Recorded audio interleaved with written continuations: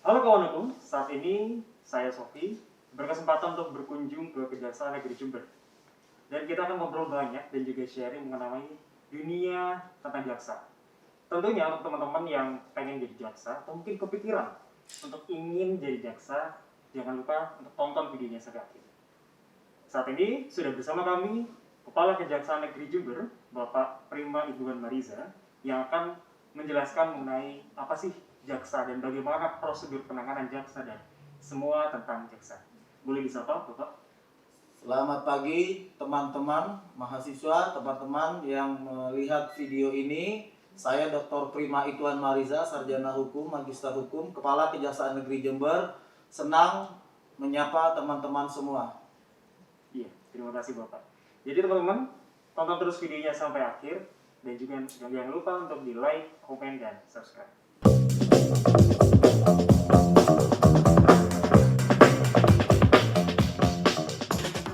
Baik Bapak, apa kabar Bapak hari ini? Baik, alhamdulillah sehat. Iya.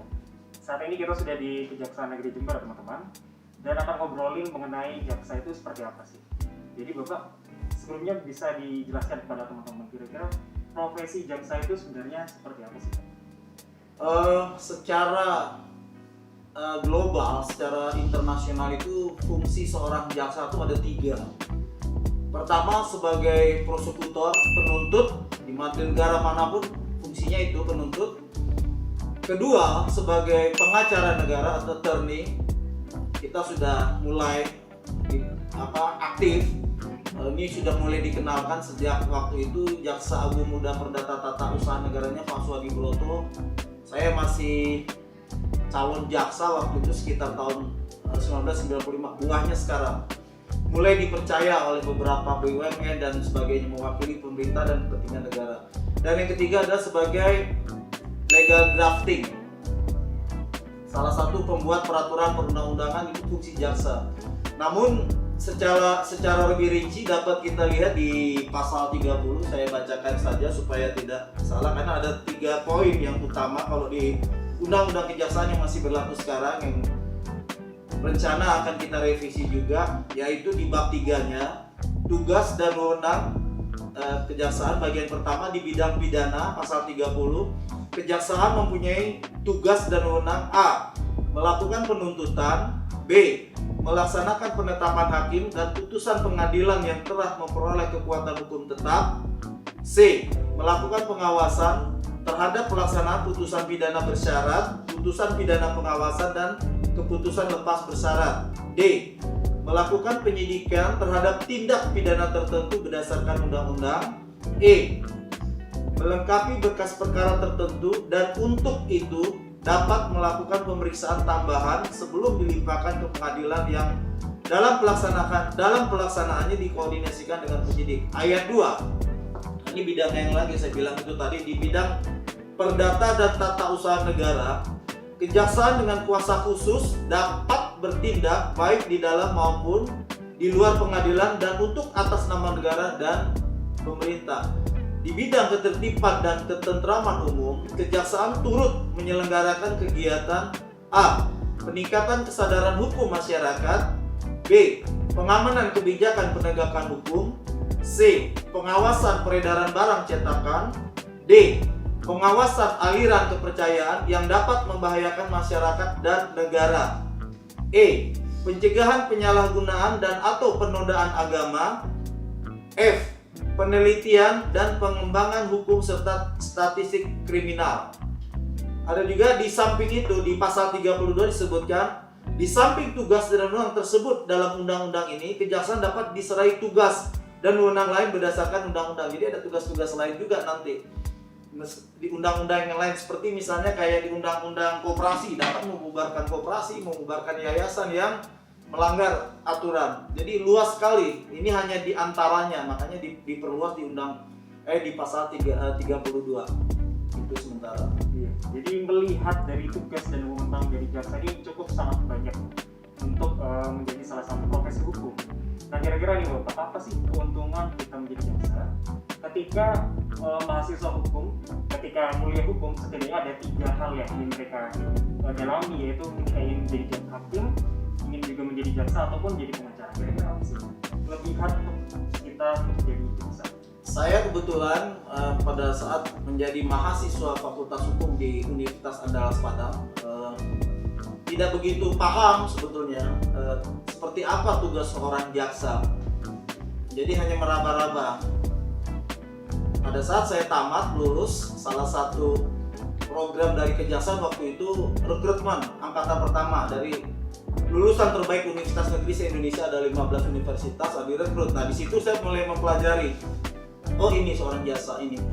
Berdasarkan pengalaman itu, makanya saya kemarin kan kita bekerja sama dengan Rektor UNED dalam hal saling menguatkan MOU, launching buku jaksa, adiaksa di fakultas, di universitas, bincang-bincang. Kenapa? Ingin memperkenalkan profesi jaksa sejak dini. Pengalaman saya tidak ada itu. Akhirnya kita buat terobosan, kita masuk ke perguruan tinggi terbaik. Karena saya di Jember ya, sementara saya dengan UNED, mungkin bisa nanti dengan Muhammadiyah juga. Jadi mahasiswa itu juga paham. Kadang-kadang ada mahasiswa masih keliru menyamakan di pengadilan ya, jaksa di pengadilan. Bayangkan seorang mahasiswa Fakultas Hukum masih ragu dia, seorang jaksa ini kantornya di mana. Memang sebelum adanya dulu tahun 60-an lebih undang-undang berapa akhirnya kejaksaan berdiri sendiri. Dulu memang karena di bawah peradilan, kalau kita lihat Undang-Undang Dasar 45 memang tidak ada disebutkan jaksa secara khusus, badan peradilan. Dulu kejaksaan itu di bawah pengadilan. Misalnya Kejaksaan Negeri Jember pada Pengadilan Negeri Jember. Tahun 60 kalau tidak salah berpisah. Nah, itu orang masih ragu fungsi jaksa. Kalau menurut saya, profesi yang paling utama kalau memang dia fakultas hukum ya, yang paling utama ya, yang paling ditujukan, yang paling diinginkan oleh seorang mahasiswa fakultas hukum tentunya kalau tidak jadi hakim, jadi jaksa, pengacara. Pengembangannya banyak, dia bisa di bidang ilmu pendata ekonomi, di perbankan dan lain sebagainya. Inilah fungsinya bahwa memang kerja jaksa itu sangat menarik, banyak lika-likunya. Dalam hal penanganan tindak pidana korupsi terutama intrik-intrik, tapi ada suatu kepuasan pada saat kita bisa mengungkap. Saya pernah jadi jaksa di intelijen, lain uniknya, di pidana khusus lain uniknya. Kalau misalnya KPK itu hanya khusus tindak pidana korupsi, tapi kalau jaksa, Kejaksaan Republik Indonesia luas cakupannya. Dia harus paham pada saat dia menangani perkara tindak pidana korupsi yang bernuansa perbankan, dia harus menguasai hukum perbankan. Pada saat dia menangani perkara kehutanan, dia paham. Jadi sangat dinamis. Kita bukan hanya terpaku kepada tindak pidana yang diatur oleh undang-undang, bukan hanya kita harus menguasai ilmu hukum, tapi ilmu lainnya.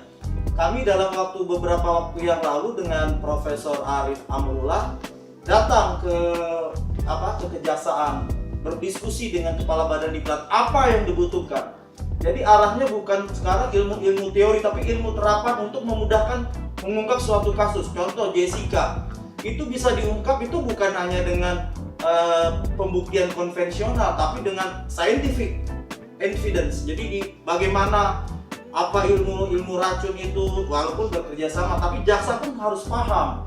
Pada saat dia mengungkap suatu tindak pidana korupsi di bidang misalnya pembangunan, dia paham berapa itu sirtunya, burda dan lain sebagainya. Jadi kepada teman-teman mahasiswa generasi muda, kami merubah strategi. Kami yang datang ke kampus-kampus, kami lihat siapa yang berpotensi. Pada saat dia mendaftar, nah ini bibit-bibit unggul.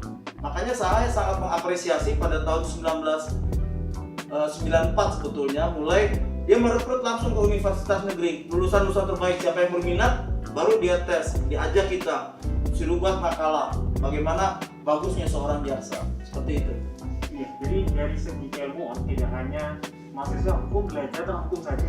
Jadi interdisipliner, jadi mempelajari banyak hal yang berkaitan juga dengan banyak tindak pidana yang terutama di masa-masa sekarang tindak pidana teknologi informasi. Jadi sangat masif perkembangan teknologi informasi. Dan untuk menjadi jaksa kira-kira apakah ada syarat khusus?